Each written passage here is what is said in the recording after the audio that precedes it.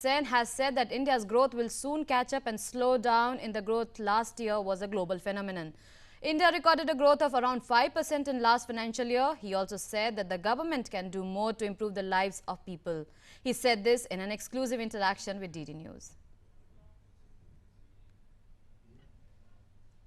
With me is Nobel Laureate Amartya Sen. Sir, welcome to Doordarshan News. Sir, Thank you very much. You're very kind to ask me. sir, first thing first, sir, India's economic growth was slowing down in last fiscal year. You think it's just a blip and India will recover soon? I think growth is very important. There are three things to say about this. One is, yes, indeed, India's growth rate can go up quite easily. But there have been a slowdown of growth of nearly every country in the world, including China. So there is the global recession problem. But there are a lot of internal issues too that need addressing, and that has to be appropriately faced. But the second thing is that we also have to ask the question, how come when we had high growth rate, it made so little difference to the lives of the people? So we have to see whether the income being generated was being well shared, and indeed whether that was the public revenue that was generated is now 4 times as much as it was 20 years ago. Are these public revenue being used to improve the lives of people, particularly bearing in mind half the women are still illiterate, 1/4 of men are illiterate. The healthcare system it has many gaps. Immunization is still incomplete. So all these things we have to think about. The third point to note is that growth depends also on the development of human capability. So talking about improving the quality of human lives, the government of India has launched a number of schemes, policies like Mahatma Gandhi Rural Employment Scheme. We are planning to legislate right to food so that everyone gets food. There are policies related to education. Don't you think these policies are helping to improve the quality of life in the country? It certainly is, yes.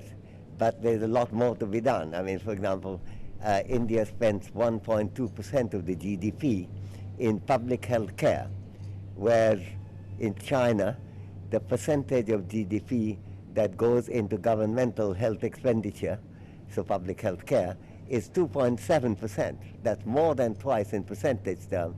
In absolute terms, since China is richer and has a slightly larger population, in absolute terms, it's 5 times as much. So I think we have to, indeed, we are doing a lot. We have to do more. Right now, the government has tabled the food security bill, but given the way the parliament is acting itself, it's not clear that it will actually go through. Not that anyone very opposed to it. So what in your view is the key problem faced by the country today? Like you saw last year, we faced a major power shortage. I mean, half the population was without electricity. So what are the key obstacles?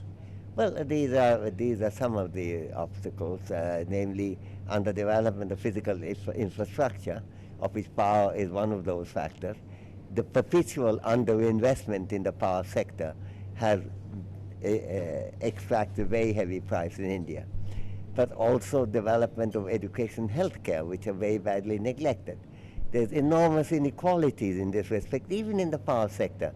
You mentioned the fact that 30th, 31st of July last year, 600 million people were without electricity. But there are 2 problems there. Suddenly the power failed for many people. That was terrible.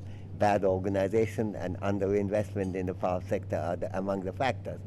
But you have to remember also that of these 600 million people, 200 million people never had any power connection at all.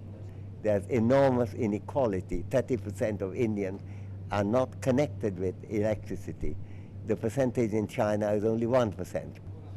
That was Nobel Laureate Amartya Sen talking exclusively to Doordarshan News. All right, time for a quick break, but lots more